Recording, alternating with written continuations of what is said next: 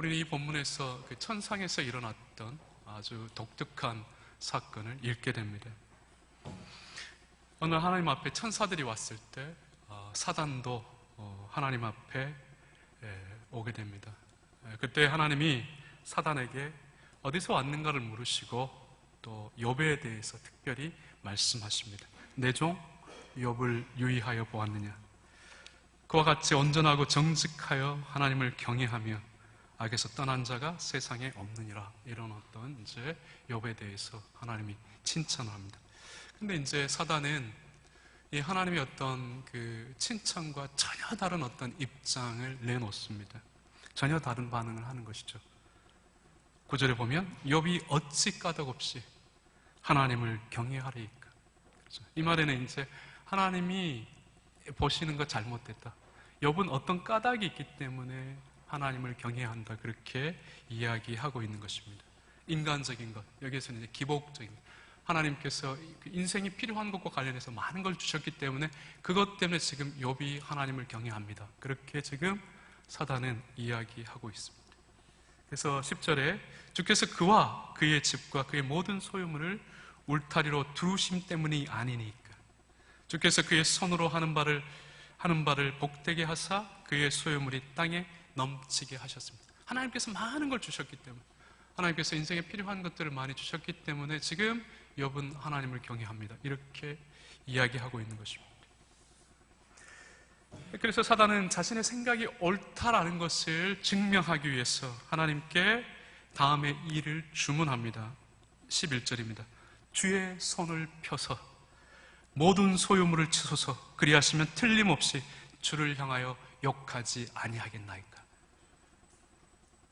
하나님 이제 이 말을 들으시고 사단에게 욥의 몸을 손대는 것 외에 그의 모든 소유물을 마음대로 할 수 있는 고난을 허락하십니다. 사단은 이 일의 수행을 위해서 하나님을 떠나죠. 그리고 곧바로 욥에게 감당하기 힘든 시험들이 닥쳐옵니다. 결국 욥은 한순간에 모든 재산과 자녀들을 잃게 됩니다. 13절과 19절에 잘 기록되어 있죠. 하지만 이 시험 때 욥은 하나님을 원망하지 않고 그분에 대한 경외도 잃지 않습니다. 그러나 욥의 시험은 이것으로 끝나지 않습니다. 우리는 2장 1절과 16절에서 새로운 시험을 또 보게 됩니다. 똑같은 상황이 벌어집니다. 하나님이 욥의 온전함에 대해서 칭찬했을 때, 그러나 사단은 또 그것에 대해서 다른 입장을 표명합니다. 인간은 자기 생명을 지키기 위해서는 자기의 모든 것을 내놓을 수 있습니다. 그 정도는 모든 인간이 할 수 있습니다. 욥도 그러한 것입니다. 이런 어떤 입장을 내놓은 것입니다. 그래서 처음 시험과 달리 지금 이제 그 사단은 욥의 뼈와 살을 칠 것을 주문합니다. 이제 생명 자체를 건드려라. 그러죠. 그가 가진 것 말고 욥 자체를 건드려 치라. 이렇게 주문을 하고 있죠. 5절에 이제 주의 손을 펴서 그의 뼈와 살을 치소서. 그리하면 틀림없이 주를 향하여 욕하지 아니하겠나이까. 이렇게 이제 지금 주문합니다. 육체를 병들게 하면 욥이 하나님을 향하여 욕할 것이다. 이렇게 지금 사단이 지적하고 있습니다. 이 주문을 하나님이 듣습니다. 생명을 해하는 것, 생명을 빼앗는 것 외에 그의 모든 신체, 육체를 다 치도록 명령하시죠. 그래서 욥은 발바닥에서부터 정수리까지 생긴 심각한 종기로 고통을 받게 됩니다. 7절과 8절에 잘 나와 있죠. 그리고 욥은 하나님을 욕하고 죽으라고 조롱하는 자신의 아내 때문에도 그러죠. 큰 마음의 상처를 입습니다. 하지만 욥은 이때도 하나님께 범죄하지 않습니다. 자기의 경건을 지키죠. 이제까지 이제 살핀 욥의 시험과 관련하여서 우리는 한 가지 중요한 질문을 해야 됩니다. 욥이 어떤 이유 때문에 하나님을 경외했는가라는 것이죠. 사단의 언급과 관련하여서 인간은 어떤 이유 없이 하나님을 경외할 수 있는가? 이런 어떤 질문을 할 수 있다라는 것입니다. 정말로 우리가 어떤 이유 없이 하나님을 경외할 수 있는가? 그렇죠? 삶 속에서 극심한 고난과 고통이 와도 인간은 평안할 때처럼 하나님을 경외할 수 있는가? 이런 어떤 이제 질문을 하게 된다라는 것입니다. 실제로 욥이 극심한 고난을 겪으면서도 하나님을 향해 원망하지 않는 이유가 뭔가? 이렇게 우리가 이제 물을 수 있다라는 것입니다. 정말 욥이 이러한 어떤 경건을 지킨 것은 그가 정말 온전한 믿음을 가졌기 때문에 그러한 것인가? 우리가 이러한 심각한 질문을 물을 수 있다라는 거예요. 여러분들은 어떠십니까? 어떤 이유로 지금 이 자리에 앉아 있습니까? 어떤 이유로 여러분들 하나님을 경외하기를 원하십니까? 혹은 경외하고 있습니까? 하나님이 전혀 이해할 수 없는 방식으로 우리에게도 인내하기 힘든 고난을 허락하실 때가 있습니다. 그때 여러분들은 어떻게 반응하십니까? 그때 여러분들의 신앙의 모습은 어떠합니까? 정말 이 고난의 때에도 아무런 요동 없이 하나님을 경외할 수 있겠는가? 그래서 이런 질문을 우리가 할 수 있다는 것입니다. 결론적으로 사단의 지적인 어찌 까닭 없이 하나님을 경외하리까에 대한 날카로운 사단의 지적은 하나님을 신앙한다는 것이 무엇인가에 대한 근본적인 물음을 묻게 합니다. 우리가 무엇을 위해서 하나님을 섬기고 무엇을 위해서 하나님께 예배하고 무엇을 위해서 하나님을 경외하고 있는가에 대한 근본적인 물음을 묻게 한다는 것이죠. 우리가 가진 믿음은 무엇에 기초하고 있는가에 대한 실제적인 물음을 우리에게 요구하고 있다는 것입니다. 돈, 행복, 평안, 위로, 성공 등에 기초하고 있는 것인지 아니면 전혀 다른 것에 기초하고 있는지를 우리에게 묻게 한다는 것입니다. 오늘 설교의 관심입니다. 오늘 본문 속에서 우리는 하나님과 사단의 사이에 욥의 신앙에 대한 시각 차이가 존재한다는 것을 확인합니다. 그렇죠? 하나님은 욥의 믿음을 순전하고 온전한 것으로 규정을 했습니다. 욥이 하나님을 경외하고 악을 떠나 사는 이유에는 어떤 인간적인 의도나 기복적인 것이 없다는 것을 지금 강조하고 있는 것이죠. 하나님은 욥의 신앙 자체를 매우 순수하게 그렇게 평가하고 보고 있는 것입니다. 그러나 사단의 시각은 전혀 다릅니다. 사단은 욥이 가진 신앙을 하나님을 향한 경외의 성격이 철저히 인간적인 것에 기초해 있다고 지적을 합니다. 먼저 사단은 욥의 신앙을 단순히 기복적인 것들을 얻기 위한 수단에 불과한 것으로 평가합니다. 인간이 좋은 것, 인간에게 유익한 것, 이것을 얻기 위해서 지금 욥은 하나님을 경외하고 있다, 이렇게 고발하고 있는 것이죠. 또한 욥기 2장 1절과 6절에 기록된 시험과 관련하여서도 사단은 욥의 믿음을 건강한 육체에 근거하고 있는 인간적인 의지 혹은 신념의 근거, 이제 신념으로도 규정하고 있습니다. 지금 그가 건강하기 때문에, 그가 분명하게 어떤 육체의 문제가 없기 때문에 그가 신념을 가지고 하나님을 경외하는 것입니다. 이렇게 고발하고 있다라는. 그러니까 지금 하나님의 어떤 평가와 사단의 평가는 전혀 다른 것입니다. 정리하면 사단은 욥이 보인 하나님을 향한 경외를 순전하고 온전한 것으로 평가하지 않고 오히려 인생들이 좋아하는 물질적인 복과 여전히 신뢰할 만한 육체적인 강건함에 기초하고 있는 인간적인 신념에 근거하고 있다고 생각하는 것입니다. 여러분들은 어떻습니까? 여러분들의 신앙 건강하기 때문에, 아니면 하나님께서 우리에게 많은 것을 주시기 때문에, 앞으로 우리의 삶을 더 평온하게, 지금보다 더 나은 삶으로 우리를 인도하시기 때문에 하나님을 경외하지는 않고 있는지, 이렇게 물을 수 있다는 것입니다.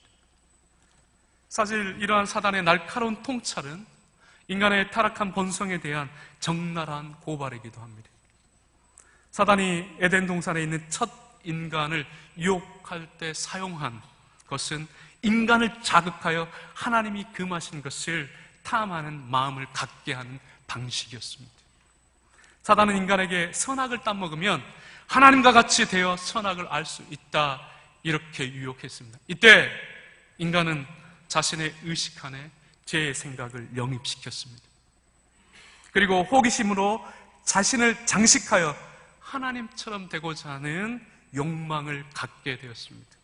결국 인간의 의식 속에 있는 그 욕망이 외적인 행위로 실천되는 즉시 아담과 하와는 하나님의 계명을 어기게 된 것입니다. 철저히 자기의 유익을 위해서, 자기의 높아짐을 위해서.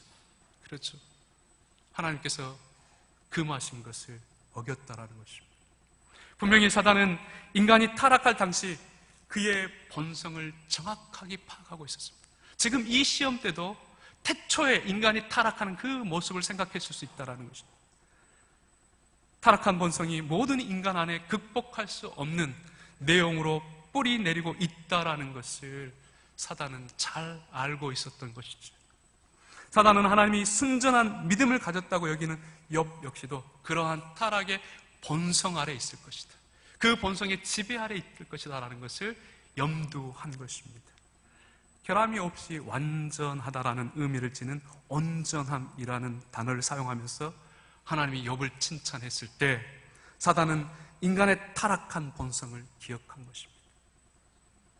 인간은 자신에게 이익이 되는 것이면 하나님의 계명을 어기서면까지, 버리면까지, 기꺼이 버리면서까지 어느 누구의 유익에도 유혹에도 쉽게 마음을 빼앗기는 타락한 존재라는 것을 직시한 것입니다. 그렇죠? 우리 자신의 모습이 그렇습니다. 위급한 상황이 있고 아주 힘든 일들이 있을 때 우리는 쉽게 마음에 뺏깁니다. 불법을 행하고 악을 행해서라도, 그래서 그 위기와 어려움을 극복하려고 하는 거예요. 그걸 지금 사단이 본 것이죠. 실제로 욥기의 다른 기록들과 관련하여서 볼 때 사단의 지적은 틀리지 않습니다. 옳습니다. 매우 정당합니다. 왜냐하면 욥기 1장 21절과 2장 10절에서 볼 수도 있듯이 욥이 불행할 당시에는 외적으로 어떤 범죄도 행하지 않을 만큼 순전하고 온전한 자로 남아 있었습니다. 그러나 욥은 시간의 흐름 속에서 친구들과 대화하면서 인내하는 것의 한계를 드러냅니다. 결국 욥은 자신 깊숙이 숨겨있는 악한 본성을 드러내죠. 욥기 3장의 기록을 보면 앞서 시험을 받을 때와 전혀 다르게 욥은 자신이 태어난 날을 저주합니다. 그리고 하나님께 원망하는 말을 쏟아냈습니다. 이 원망은 욥기의 다른 내용과 관련하여 생각할 때 단순히 고난 자체에 대한 불평을 의미하는 것이 아닙니다. 오히려 잘못한 것이 있음에도 불구하고 왜 이러한, 잘못한 것이 없음에도 불구하고 왜 이러한 고난을 내가 당해야 되는가에 대한 그러한 어떤 원망입니다. 왜 그럴까요? 욥은 자신 스스로 의로운 사람으로 여기고 있었기 때문입니다. 그래서 32장 1절과 2절에 이렇게 기록되어 있습니다. 우리 32장 1절과 2절을 한번 보겠습니다.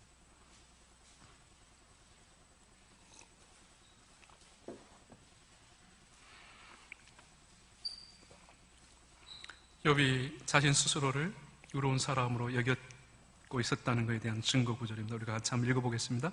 욥이 자신을 의인으로 여김으로 그 세 사람이 말을 그치니 람 족속 부스 사람 바라겔의 아들 엘리우가 화를 내니 그가 욥에게 화를 내면 욥이 하나님보다 자기가 의롭다 함이요. 그렇죠. 즉 욥은 마음 깊숙이에 숨겨져 있는, 매우 위장되어 있는, 교묘하게 숨겨져 있는, 자신은 의로운 사람인데 왜 고난을 받아야 하는가에 대한 의심으로부터 하나님을 향한 원망을 쏟아냈다라는 것입니다. 재산, 가족, 그리고 건강을 잃은 시험을 받을 때 욥이 보인 하나님의 경애는 이러한 면에서 위장된 것이라고 볼 수 있다라는 것입니다. 사실 내용적으로 욥이 하나님으로부터 세상적인 복을 많이 받은 것은 자신의 의로움 때문이라는 결론을 낳게 합니다. 욥은 자신이 의롭기 때문에 하나님이 많은 복을 주셨다고 이렇게 은연중에 생각하고 있었다라는 것입니다. 결국 욥이 행한 하나님의 경에는 어떤 까닭이 있었다라는 것이죠. 사단의 지적을 피할 수 없는 것입니다. 욥이 보여준 하나님의 경에는 자신의 의를 드러내기 위한 수단이었습니다. 자신의 의를 수단 삼아서 하나님으로부터 많은 복을 받고자 했다라는 것. 이 현실이 욥이 행한 하나님의 경애에 대한 본질적인 것입니다. 욥이 당대의 가장 경건한 사람이었다고 해도 그의 경애는 매우 연약하다라는 것입니다.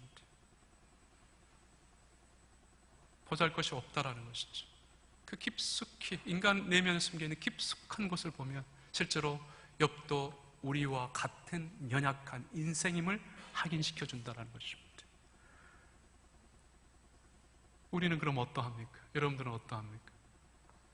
어떤 까닭도 없이 순전하고 온전하게 여러분들은 하나님을 경외하고 있는지. 사단은 욥의 마음을 적나라하게 깨뜨려 보고 있었습니다. 그러니까 이렇게 볼 때 사단의 고변, 사단의 고발은 옳다는 것입니다. 결코 틀린 것이 아니라는 것이죠. 근데 그럼에도 불구하고 우리는 신앙의 안목 속에서 사단의 의도를 직시할 수 있어야 합니다. 즉 사단이 매우 정확하게 욥의 마음을 깨뜨려 봤다고 해도 그러나 사단은 선한 목적을 가지고 하나님께 욥에 대한 고변을 하지는 않았다라는 것입니다. 사단의 욥에 대한 통찰은 자신의 은밀한 목적을 이루기 위한 의도 속에서 발현된 것입니다. 이 때문에 사단의 지적은 자신의 사악한 목적을 이루고자 하는 의도 속에 모든 초점이 모아져 있습니다. 사단의 고변은 욥을 살리려는데 목적이 있지 않다라는 것입니다. 오히려 사단은 하나님이 허락하신 극심한 고난을 통해서 욥을 완전하게 넘어뜨리려 한 것입니다. 사단은 할 수만 있다면 구원받은 자라도 하나님으로부터 멀어지게 하고자 하는 의도를 가지고 지금 욥을 시험한 것입니다. 욥을 하나님과 갈라놓기 위한 의도로 욥이 하나님에 대한 믿음을 완전히 잃도록 하기 위해서 그러한 목적을 가지고 지금 사단은 시험을 주문했고 실제로 그것을 행한 것입니다. 하지만 하나님이 욥을 시험한 목적은 이러한 사단의 의도와는 전혀 다릅니다. 하나님은 사단에게 허락한 고통스러운 시험을 통해서 욥을 넘어지려게 하는 것이 아니었습니다. 욥으로 하여금 하나님의 은혜와 지식을 더 깊이 깨닫도록 하려는 데 의도가 있었습니다. 설령 욥이 하나님을 향하여 그 자신이 태어난 것을 한탄하며 원망하는 말을 하고 그 자신의 의를 스스로 드러냈다고 해도 하나님은 그 죄들을 통해서도 욥을 정죄하거나 심판하시겠다는 것이 아닙니다. 이제까지 욥이 보지 못한 것을 보게 하시고 깨닫지 못한 것을 깨닫게 하시고 또 그가 알지 못하는 더 깊은 믿음의 그 수준을 알도록 하시기 위해서 이러한 목적을 위해서 지금 사단이 요구한 시험을 허락하셨다라는 것입니다. 우리가 이때 생각을 해야 됩니다. 이런 면에서 볼 때 하나님과 욥은 도덕과 윤리적 관계로 묶여있지 않다라는 것입니다. 잘못으로 하나님이 그 인생을 보고 의롭다 여기거나 잘못으로 그가 악하다거나 그런 식으로 지금 판단하고 있지 않다라는 것입니다. 영원한 선택 안에서 언약적이고 구속사적으로 묶여있다라는 것을 우리에게 잘 보여줍니다. 도덕과 윤리를 초월한다라는, 인간의 잘못을 초월하고 있다라는 것, 인간의 잘난 것, 인간의 못난 것, 이런 것을 다 초월해서 지금 영원한 선택에 근거하여 언약적이고 구속사적으로 하나님과 욥이 묶여있음을 우리에게 확인시켜 줍니다. 그래서 욥이 하나님의 의도를 깨달았을 때 결과적으로 다음과 같은 고백을 하게 되는 것입니다. 욥기 42장 2절과 6절을 같이 보겠습니다. 욥기 42장입니다.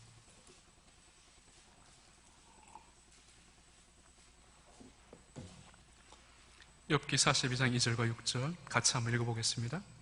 주께서는 못하실 일이 없사오며 무슨 계획을 하시든지 못 이루실 것이 없는 줄 아시오. 무지한 말로 이치를 가리우는 자가 누구니까? 나는 깨닫지도 못한 일을 말하였고 스스로 알 수도 없고 헤아리기도 어려운 말을 말했나이다. 내가 말하겠사오니 주여 들으시고 내가 주께 묻겠사오니 주여 내게 알게 하옵소서. 내가 주께 대하여 기록만 싸우나 이제는 눈으로 주를 배움나이다. 그러므로 내가 스스로 거두어 드리고 티끌과 제 가운데서 회개하나이다. 그렇죠. 하나님은 고통스러운 일들을 통하여 욥 속에 교묘히 숨겨져 있는 불신앙적인 것을 적나라하게 드러낸 거죠. 자기도 보지 못한 것을 하나님이 보게 하신 것입니다. 우리의 인간의 본질, 실체가 어떠한 것인가를 보게 한 것이죠. 욥이 하나님의 경외라는 이름으로 행한 모든 선한 일들 속에 교묘히 위장되어 있는 자신의 교만, 욕심, 하나님에 대한 잘못된 지식을 분명하게 깨닫도록 하신 것입니다. 욥은 외적으로 순전하고 온전한 신앙을 가진 것처럼 보였습니다. 하지만 욥의 마음 깊이에는 자신의 의를 드러내고자 하는 인간의 타락한 본성이 숨겨져 있었다는 것이죠. 하나님은 극심한 고난을 통해서 욥으로 하여금 이러한 타락한 본성을 보도록 하신 것입니다.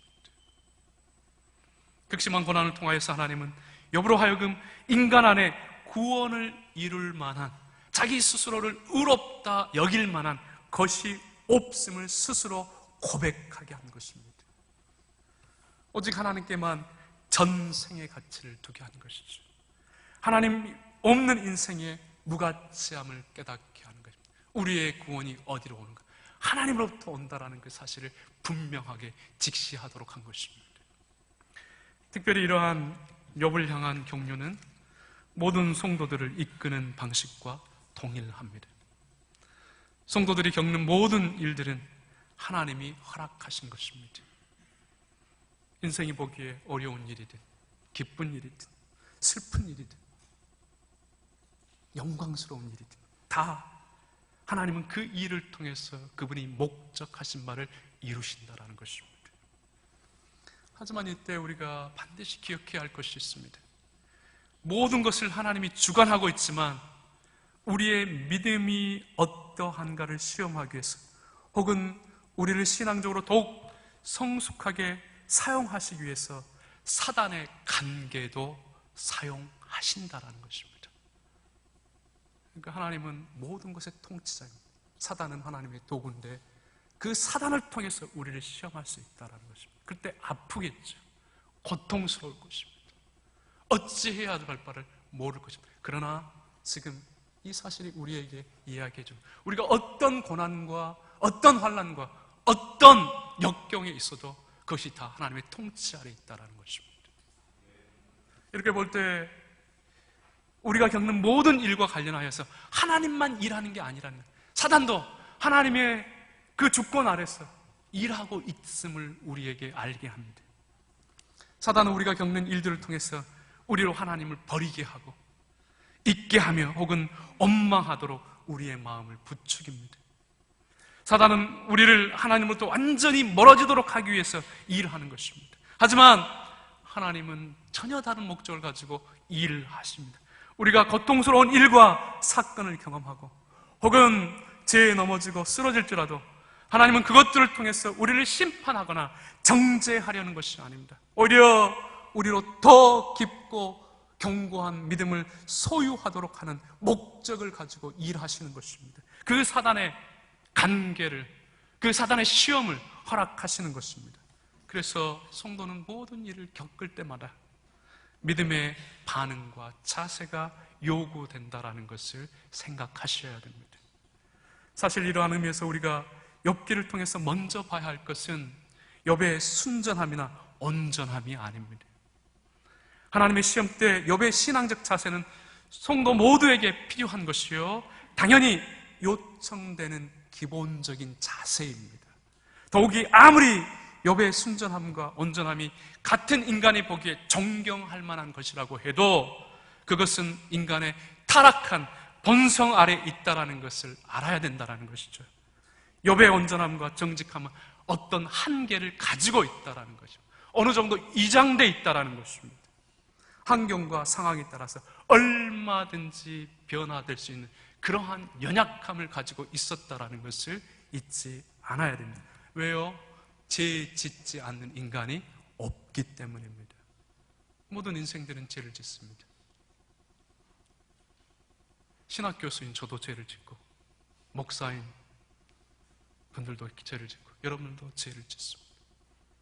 그러나 그것만으로 하나님은 우리를 평가하거나 우리를 정죄하거나 우리를 어찌하지 않는다는 것을 아셔야 한다는 것이죠. 그래서 우리가 분명히 살펴야 할 것은 욥을 붙들고 있는 하나님의 은혜입니다. 하나님의 은혜로운 손길이죠. 죄로 오염되어 있는 욥의 경애를 의롭다고 인정해 주시고, 그렇죠. 죄가 묻어 있어요. 죄가 덕지덕지 붙어 있는 욥의 그 행위, 그 마음을 의롭다고 인정해 주시는 그 하나님을 봐야 된다는 것입니다. 그의 연약함까지도 헛된 것으로 여기지 않으며 가장 귀한 것을 깨닫게 하는 도구로 만드시는 하나님의 경륜의 손길을 바라봐야 된다는 것이죠. 욥 역시도 우리와 다르지 않는 흠을 가지고 있는 연약한 인생입니다. 어느 정도까지의 고통에 대해서는 인내했으나 그 이상의 것에 대해서는 자신의 출생을 저주하고 자신의 의로움을 드러냈으며 무죄성을 주장한 교만을 가진 인간이었습니다.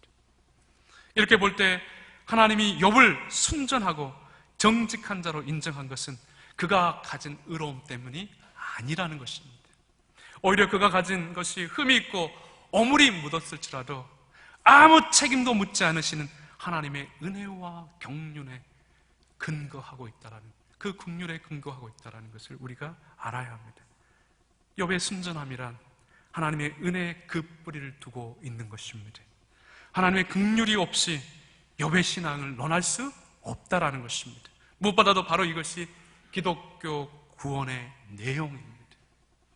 죄인을 부르셔서 죄 용서의 은혜를 통해서 그가 비록 그 죄가 비록 크다고 해도 용서해 주시고 새로운 생명으로 거듭나고 살게 해주는 것이 기독교의 복음이라는 것을 잊지 않아야 합니다. 인간은 연약하기에 죄성을 가지고 있기에 어떤 까닭을 가지고 하나님을 섬길 수 있습니다. 삶의 부요를 위해서, 행복을 위해서, 가족의 평안을 위해서, 안정을 위해서, 우리의 평안한 인생을 위해서 그런 기대를 하며 하나님을 경외할 수 있다는 것이죠. 그리고 인간은 스스로의 의지와 노력을 통해서 다른 인간이 존경할 정도의 위장된 신앙의 자세를 가질 수도 있습니다. 이게 잘못됐다는 건 아닙니다. 인간에게 필요합니다. 인간의 관계 속에서 필요합니다. 그러나 그게 본질이 아니라는 거죠. 그게 온전히 어떤 순수한 것은 아니라는 사실입니다. 그래서 하나님의 은혜는 여기에 멈춰 있지 않습니다. 하나님의 은혜가 이러한 우리의 조건, 우리의 평안, 그저 남에게 잘 보기 혹은 우리 스스로의 의지적 결단에만 머물러 있다고 하면 인간은 자기 스스로의 의를 통해서 구원에 이를 수 있다는 것을 가능하게 할 것입니다. 이러한 생각을 가지게 할 것입니다. 인간은 자신이 의도한 어떤 목적을 위해 선한 행위를 한다는 사단의 말이 전적으로 옳다는 것에 동의할 수밖에 없다는 것이죠. 하지만 하나님의 은혜는 이것을 넘어서 있습니다. 초월해 있습니다. 더 깊은 목적을 향해 뻗어 있다는 것을 기억해야 됩니다. 그 심오함을 다 측량할 수는 없습니다. 그러나 성경에서 살필 때 땅 위에서 예수 그리스도를 통해 구원을 받는 성도는 하나님과 그분의 뜻 외에 다른 어떤 것에도 신앙이나 삶의 가치를 두지 않습니다. 인간의 가진 본래의 타락성 때문에 우리가 행하는 모든 일에 죄성이 묻어 있을지라도 그러나 참된 구원의 신자는 오직 하나님께 전 삶의 가치를 두고 살아갑니다. 그 하나님 앞에서 그저 나그네요 무익한 종으로 그분의 뜻을 이루며 살기 위해서 최선의 노력을 한다는 것입니다. 성도를 향해 있는 하나님의 경륜이자 참된 종교가 가진 경건의 내용입니다. 우리의 조건, 우리의 의지를 넘어서는 것입니다. 이 때문에 성도는 믿음으로 인간적인 사심이나 욕심과 싸우며 오직 하나님의 은혜로만 살 수 있다는 고백을 하는 데까지 이릅니다. 그리고 이것을 삶으로 증명하며 살아가는 것입니다. 타락한 종교 중의 특성이 무엇인지 아십니까? 구속의 은혜 위에 다른 인간적인 요소를 첨가하는 것입니다. 인간의 욕심에 근거한 물질적이고 요행적인 은혜를 강조하는 것이죠. 하나님을 잘 섬겨야 하는 이유를 사단의 언급처럼 어떤 까닭에 주는 것입니다. 구원도 받고 인생도 잘 살고 이런 건 없습니다. 성경이 말하지 않습니다. 인생의 삶의 조건들은 하나님께서 선물로 주시는 것들입니다. 혹 그 선물이 우리에게 없다고 해도 참된 구원의 신자는 그것 때문에 인생을 원망하거나 하나님께 불평을 하거나 자기의 삶을 저주하지 않는다는 것을 기억해야 됩니다. 우리는 하나님으로부터 인생이 좋아하는 것들을 받았기 때문에 하나님을 경외하는 것이 아닙니다. 그리고 인생이 원하는 바를 얻기 위해서 하나님을 경외하는 것도 아닙니다. 우리가 하나님을 경외하는 것은 하나님이 우리를 영원전에 선택하셨기 때문입니다. 하나님의 은혜 안에서 예수 그리스도의 복음을 통해 천상의 유업을 받는 구원의 자리에 부르셨기 때문입니다. 이미 우리는 하나님으로부터 모든 은혜를 받은 자로 살아가고 있습니다. 또한 그 어떤 것으로도 대신할 수 없는 은혜 안에 머물러 있는 것입니다. 의심의 여지 없이 우리의 구속과 관련된 하나님의 은혜를 인간의 기대나 사심과 연결시키는 것은 사단의 인간 본성을 향한 고발이지만 동시에 그의 가장 큰 계략이요 유혹입니다. 즉 사단은 성도를 하나님으로부터 멀어지게 하기 위해서 어떤 까닭이 있는 경건을 부추기는 것입니다. 사단은 하나님이 인생들에게 선물로 주신 특별한 은혜를 통해서 허락된 구원과 그 구원을 받은 성도들이 세상을 어떻게 살아야 하는가에 대해 관심을 갖도록 하지 않는 것입니다. 하나님의 깊은 경륜과 그 인생을 통해서 그분의 뜻을 이루고자 하는 목적에 따라서 허락될 수 있는, 하지만 동시에 큰 책임감이 따르는 물질적이요 외적인 선물에만 더 큰 관심을 갖게 하는 것입니다. 평안을 위해서 그리스도를 믿는 것이죠. 안락함을 위해서 하나님을 찾는 것입니다. 성공을 위해서, 자기 자존심 상하지 않기 위해서, 자랑과 교만을 위해서, 그러한 어떤 삶을 살기 위해서 하나님을 찾고 하나님께 기도하고 예수 그리스도를 나의 구주로 고백하는 것입니다. 다 사단의 유혹이고 간계라는 것입니다. 우리 육체적 삶의 유지와 만족과 관계된 하나님의 일반 은혜가 필요 없다는 것을 제가 말하지 않습니다. 모든 인생들에게 동일하게 베푸는 일반 은혜 안에서 인생들이 좋아하는 것들을 많이 받는 것은 우리의 신앙의 목적이나 삶의 목표가 아니라는 거예요. 그것은 하나님이 주신 처음부터 끝까지 선물입니다. 어떤 사람은 많이 받을 수 있습니다. 어떤 사람은 적게 받을 수 있습니다. 은사도 마찬가지입니다. 적게 받을 수도 있고 많이 받을 수도 있습니다. 그것은 하나님의 순전히 선물입니다. 그것 때문에 하나님의 구원을 의심하고 하나님을 원망할 수 없다는 것이죠. 실제로 성도가 신앙 안에서 물질적이고 외적인 선물에 집착하면 할수록 하나님이 진정으로 주시고자 하는 성경적 신앙의 본질을 잃어버리고 맙니다. 여기에는 참된 경건, 성도의 품위, 기독교적 윤리, 사회에 대한 책임, 연약한 자들에 대한 긍휼, 하나님의 영광을 위한 헌신 등을 다 잃어버리고 이러한 것에 관심을 갖지 않습니다. 오직 자기의 욕심에 기초하고 있는 그 자신의 손으로 이룰 수 없는 것을 이루고자 하는 것에 관심을 가지고 있습니다. 신앙생활도, 기도하는 것도, 헌금하는 것도, 봉사나 선행도 오직 그 자신이 기대하는 인간적인 복을 위해서, 인간적인 유익을 위해서 그렇죠. 행하는 것이죠. 여러분들 우리를 잘 생각해야 됩니다. 우리의 기도, 거의 지금 한국 교회는 은혜에 대해서 잘못 생각하고 있고 또한 거의 은혜의 성격이 요행주의입니다. 내 삶은 고통스러운데 하나님이 은혜만 주시면 한순간에 그 고통이 없어지기를 기도하는 것입니다. 그러지 않다고요. 그게 성경이 말하는 은혜가 아닙니다. 지금 한국 교회에서 유행되고 있는 은혜의 성격은 여행주의적 은혜입니다. 고통 속에서 하나님 뭘 요구하는가? 이 고통 속에서 우리는 참된 신앙을 가진 자로서 어떤 생애 자세를 가져야 되는가? 급박한 위기 속에서도, 심각한 어려움 속에서도 정직을 행하고 의로움과 선함을 잃지 않는 그러한 신앙의 자세를 다 잃어버린다고 하면 우리의 신앙 자체는 다 위장된 것임을 알아야 합니다. 우리는 주님이 사역할 당시 이스라엘 백성들과 관련하여 이러한 변질된 신앙을 확인할 수 있습니다. 요한복음 6장 26절에 이렇게 기록되어 있죠. 너희가 나를 찾는 것은 표적을 본 까닭이 아니요 떡을 먹고 배부른 까닭이로다. 왜 너희가 나를 찾느냐? 배고픔을 채워주기 때문에, 인간적인 것을 채워주기 때문에 지금 너희가 나를 찾는다, 이렇게 지금 지적했다라는 것이죠. 당시 사람들은 예수님이 구약에 예언된 메시아라는 사실에 별다른 관심을 갖잖아요. 그들의 관심은 뭐였습니까? 자기의 배를 채워주는 것, 자기의 어려움을 해결해주는 것, 자기의 질병을 고쳐주는 것, 여기에만 관심을 가지고 있었다는 것입니다.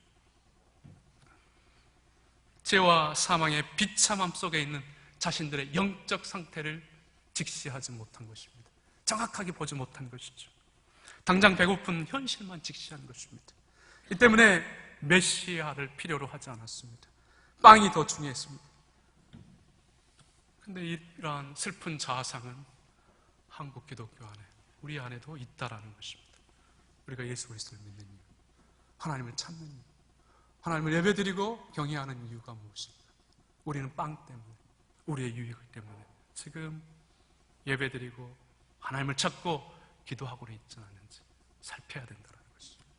결국 사단은 이 일을 이루기 위해서, 이 목적을 이루기 위해서 모든 방법을 동원합니다. 그의 주된 무기는 하나님의 은혜를 오직 물질적이고 요행적인 것으로 바꾸는 것입니다. 우리의 삶에 풍요를 주는 대신 참된 진리, 참된 신앙의 자세, 참된 신앙의 가치를 다 빼앗아 버리는 것입니다. 이게 사단의 목적이고 유혹이고 계략이고 일함이라는 것을 잊지 않아야 합니다. 정리를 하겠습니다.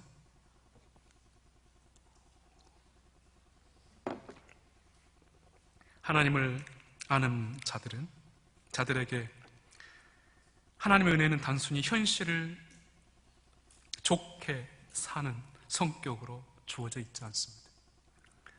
하나님의 은혜는 삶의 현실 속에서 하나님의 백성으로 우리 자신의 죄악된 본성을 깨닫게 하고 어떻게 구원받으며 어떤 삶의 가치를 가지고 살아가는가를 확인시켜 주는 데 있습니다. 하나님의 은혜는 우리의 생이 다하는 날까지 믿음을 보존시켜주며 참되고 영원한 것을 사모하게 하는 우리 영혼의 가장 유익이 되는 것으로 베풀어지고 있습니다. 하나님의 은혜를 물질적이고 요행적인 것으로 바꾸는 것은 사단의 전략입니다. 신앙의 타락은 하나님의 은혜를 물질적이고 요행적으로 바꾸는 것에서부터 시작됩니다. 이러한 이해 속에서 참된 구원의 신장은 현실이 힘들고 어려워도 현실 도피적으로 인생을 살지 않습니다. 그 현실도 하나님께서 허락하신 것을 믿으며 동시에 그 현실을 통해서 하나님이 더 깊은 목적을 위해서 일하신다는 것을 기억하고 잊지 않는 것입니다. 이 때문에 성도는 불의에 한거하며 고난에 인내하고 어려움을 참아내며 바른 해결책을 위해서 헌신하고 매우 열정적이고 치열한 싸움을 살아간다는 것을 여러분들이 알아야 합니다. 오직 산속에 가지고 기도만 있는 게 아니에요. 기도만 하고 있는 게 아닙니다. 성경만 보는 게 아니에요. 오직 참된 것에 자신의 전 삶의 가치를 두고 그 가치를 현실 속에서 실현하기 위해서 기꺼이 자신을 희생시키는 것입니다. 이 때문에 참된 구원의 신자는 쓰러져도 다시 일어섭니다. 고난 속에서도 낙심만 하고 있지 않습니다. 이뿐만 아니라 참된 구원의 신자는 자신이 계획한 일들이 아무리 잘 되고 남이 부러워할 정도로 화려한 인생을 산다고 해도 그것에 만족하지 않습니다. 그것을 주신 하나님의 뜻을 헤아리며 하나님의 나라와 이웃과 시대를 살피는 청지기로서의 삶을 살아가는 것입니다. 그리고 우리가 현실 속에서 사단의 유혹을 이겨내며 믿음으로 반응하며 살아갈 때 하나님은 우리가 겪는 모든 일들과 삶의 모든 내용들을 통해서 우리의 믿음과 영혼의 가장 좋은 열매가 맺도록 하십니다. 좋은 삶의 내용만 우리에게 유익이 아니에요. 고통도 아픔도. 여러분들 돈이 없는 거, 때는 공부 안 하는 거, 때로 죄 짓는 거, 이러한 것까지도 하나님은 우리의 신앙의 유익을 위해서, 우리가 보지 못한 것을 보도록 하기 위해서 허락하신다는 것을 아셔야 된다는 것이죠. 시간 속에서 다양한 일들과 사건들을 통해서 성도의 정체성을 더욱 선명하게 드러내시는 것입니다. 그 내용이 악인들로 인한 고난의 성격이라고 해도, 혹은 우리의 연약한 육신이 만족하지 못하는 삶의 현장이라고 해도, 하나님은 이 모든 것을 통해서 자신의 백성을 구원과 믿음의 가장 유익이 되는 내용으로 우리의 삶을 이끄시고 채워가신다는 것을 여러분들이 잊지 않아야 합니다. 이 때문에 우리가 살아가는 삶의 풍경들, 우리가 겪는 다양한 일들, 그리고 우리 인생의 가정 속에서 한두 번 겪게 되는 극심한 고통들과 고난들, 반대로 생애의 방향을 변화시키는 행운적인 기회들은 우리의 삶의 목적이 아닙니다. 우리의 운명을 바꿀 수 있는 것도 아닙니다. 오히려 하나님이 진정으로 주시고자 하는 참된 신앙, 구원의 가치를 깨닫고자 하는 하나님의 깊은 섭리가 그 안에 담겨 있음을 알아야 합니다. 그것들은 우리가 예수 그리스도를 통해서 영원한 것을 사모하게 하는 도구들입니다. 우리가 택자임을 드러내게 하기 위한, 드러내는 하나의 일들이고 사건들입니다.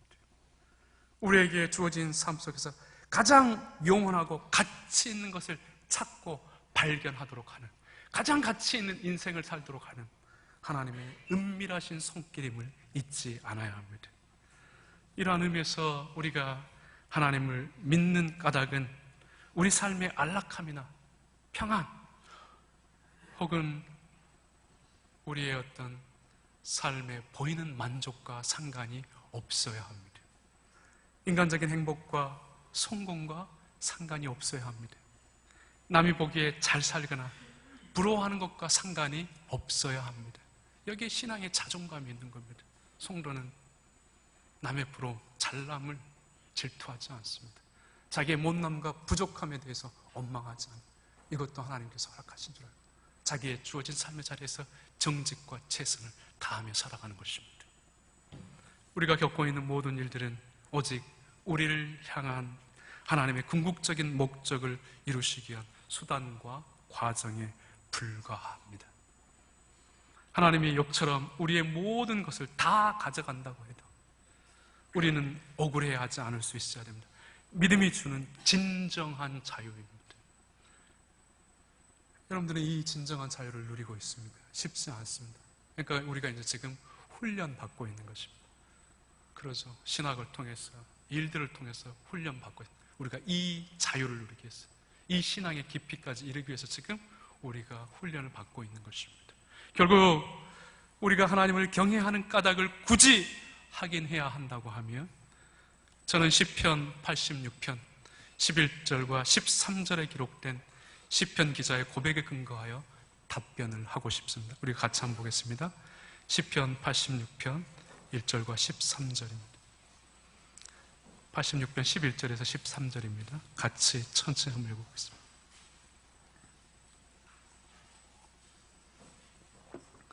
시편 86편 11절과 13절. 여호와여 주의 도로 내게 가르치소서. 내가 주의 진리에 행하리오니 일심으로 주의 이름을 경외하게 하소서.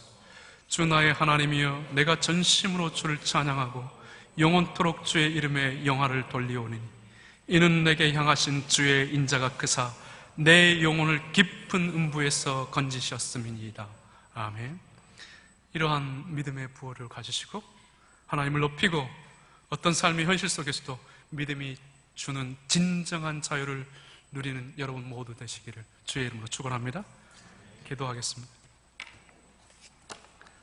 아버지 하나님, 우리는 연약한 인생들입니다.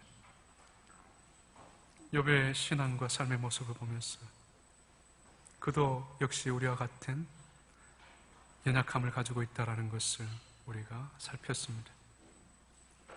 우린 연약하기에, 부족하기에 어떤 까닭을 가지고 하나님을 경외하고 예배하고 신앙할 수 있습니다.